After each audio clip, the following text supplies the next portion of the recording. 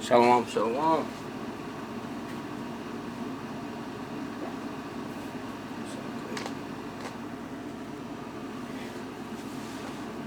First and foremost, we give infinite honor, praises, and glory to the mighty Yahweh, Bashem, Yahweh Shai, Bashem, Rakakadash.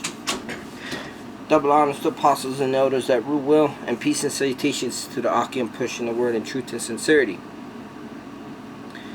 Right, and going into a quick lesson on Feast of Tabernacles, right?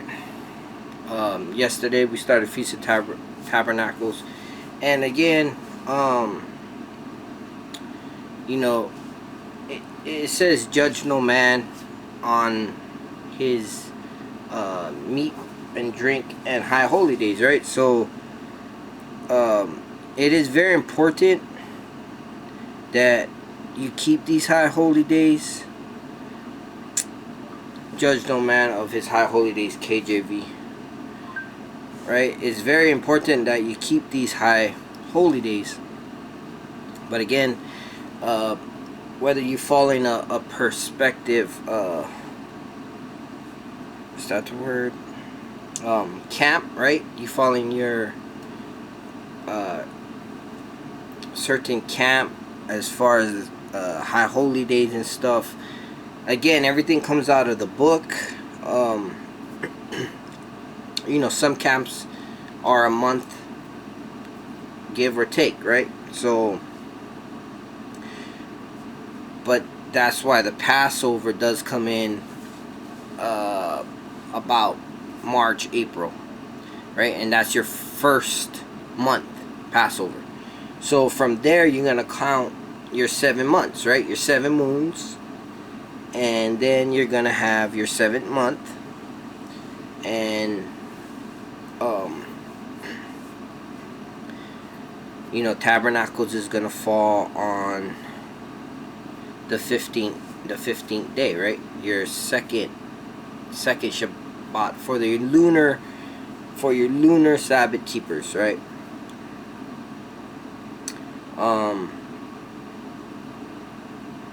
Again, we're gonna get it right in the kingdom. The Lord knows that we're trying, keeping these high holy days.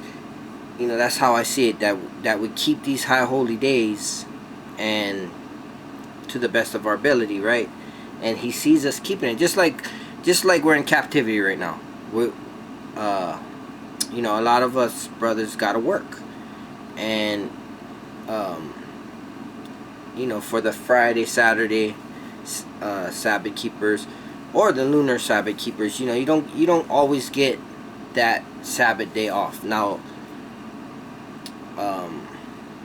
I can bear witness that the Lord will make a way, and you know, the Lord said, "Because you ask not, you got not," right? So you have to go to the Lord first and foremost, and then you gotta let your employer know, you know, this is we know it's not a religion.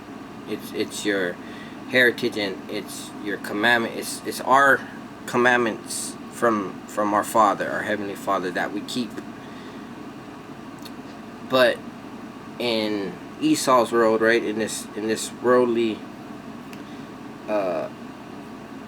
perspective of things, we have to call it not have to, but you know, they call it a religion, right? So we're gonna have to, and Salaki for that, we're gonna have to go to our so-called job, right? It's basically slavery again, and you know, that's why the brothers call it the plantation. And you have to ask for these high holy days in advance. You have to ask for you know, the Shabbat off, and that's something where it's a little harder for the lunar Sabbath keepers, because your lunar Sabbath falls on different days, right? But again, let's get into the scriptures. It's good. I pray this is edifying to the flock, and I pray, you know, it's plain upon tables, right? So he who read it may run with it. So this is Colossians chapter 2 verse 16. Let no man therefore judge you in meat or in drink, or in respect of a holy day, or of the new moon, or of the Sabbath days, right? Plain upon tables. So again, you know, brothers keeping it at different times, but keep it. You know, the Lord said you can get cut off if you don't keep it. So just like the Passover, right? There's actually in the law where if you miss the Passover, and it was because you're unclean, because you got to be clean when you partake of the Lord's body, right? So, and blood, right? His covenant. So there's a makeup Passover, which falls a month after your you know, your Passover is supposed to fall. So let's see. So now the 7th month,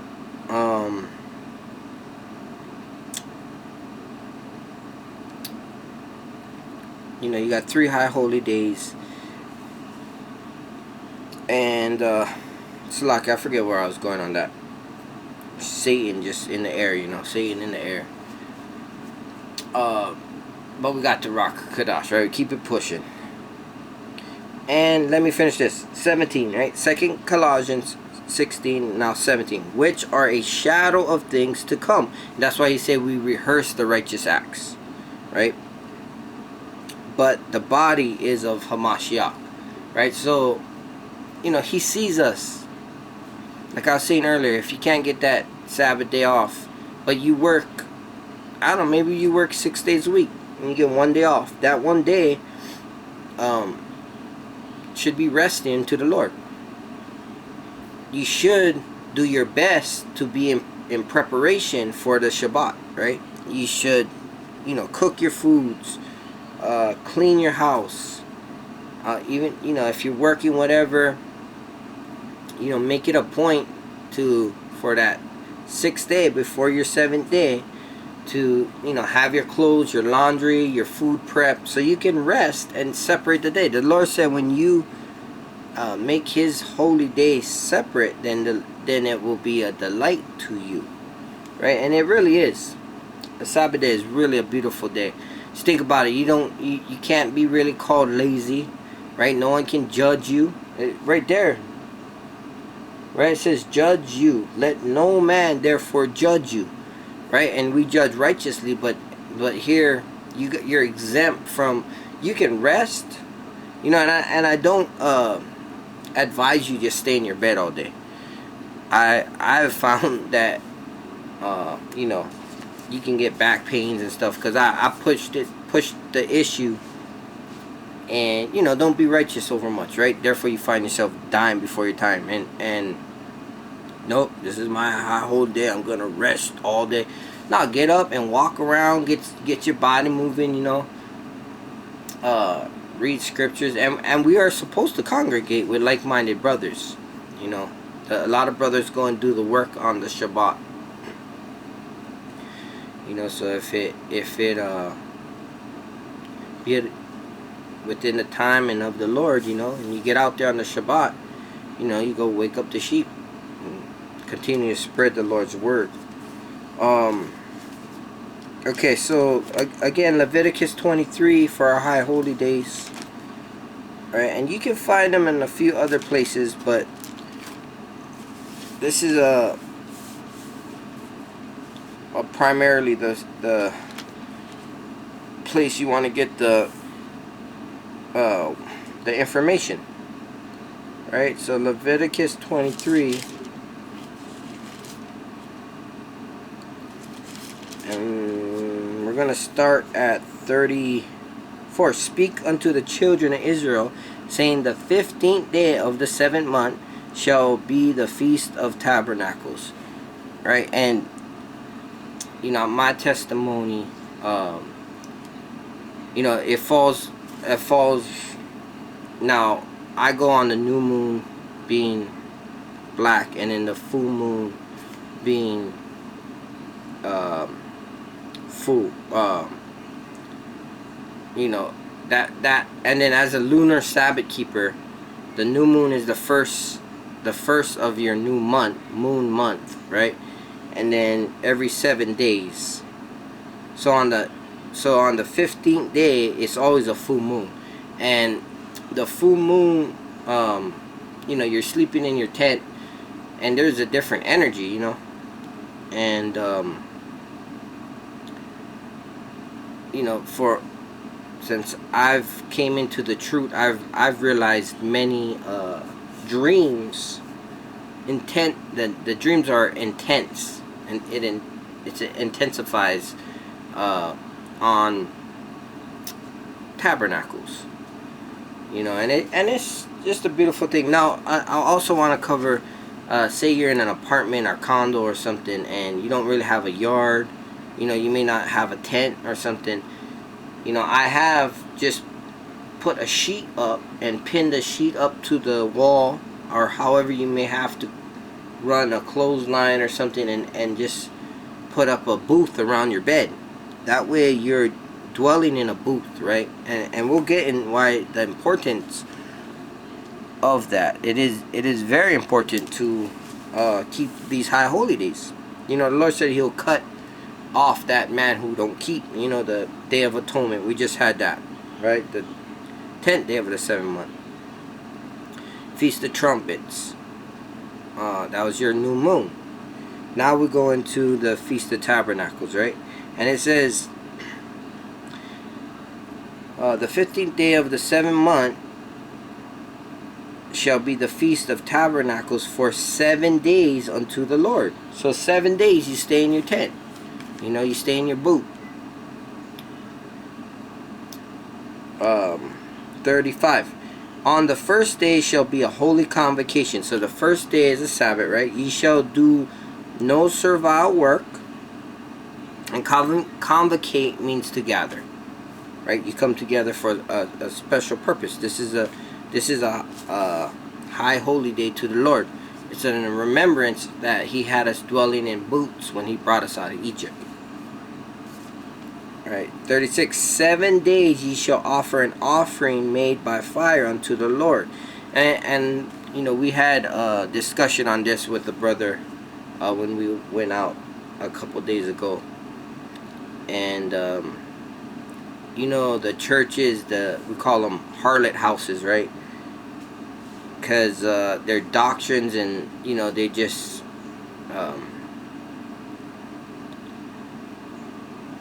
they just take the mind of our people, and this brother said that, you know, the law was done away with, right?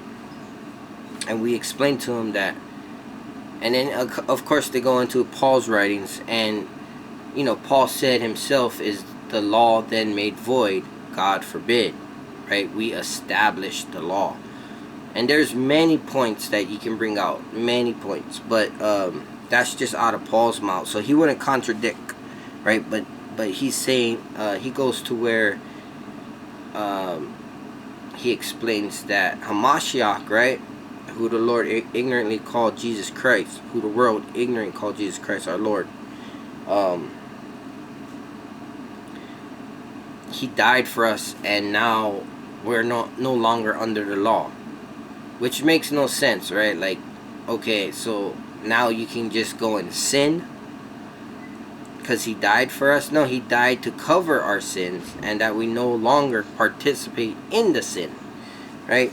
But going into this, he is the sacrifice now.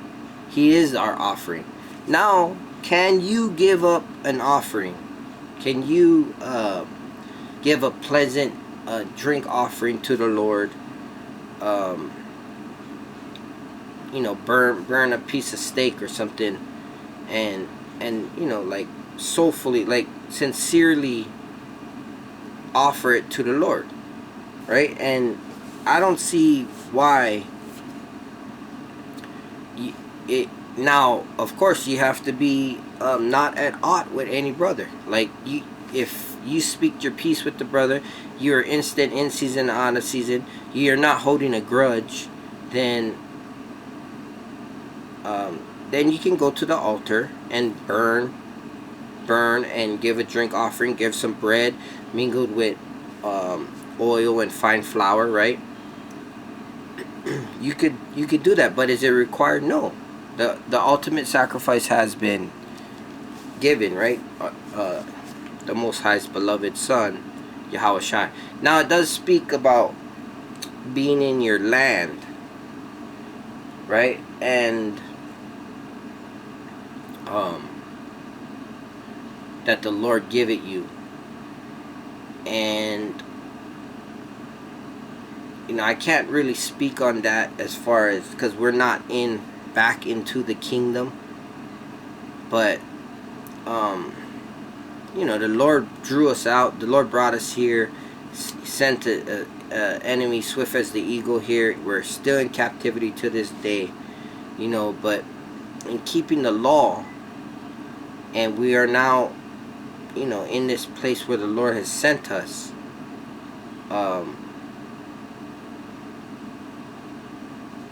I'll let you guys come to that conclusion, because I've read that we are going to be doing it in the kingdom as well. And as long as you're not at odds with the brother, then you can give a sacrifice, right? But it's not required. It isn't required. On the first day, Salaki. And you shall offer an offering made by fire unto the Lord. It is a solemn assembly, and you shall do no servile work therein. Right? So it's a Sabbath, right? Now these are the... Okay, 7 days you shall make... Salaki, 7 days you shall make an offering made by fire unto the 8th day, which is the holy convocation. Right? So the first day, and then your last day, the 8th day, which is gonna fall on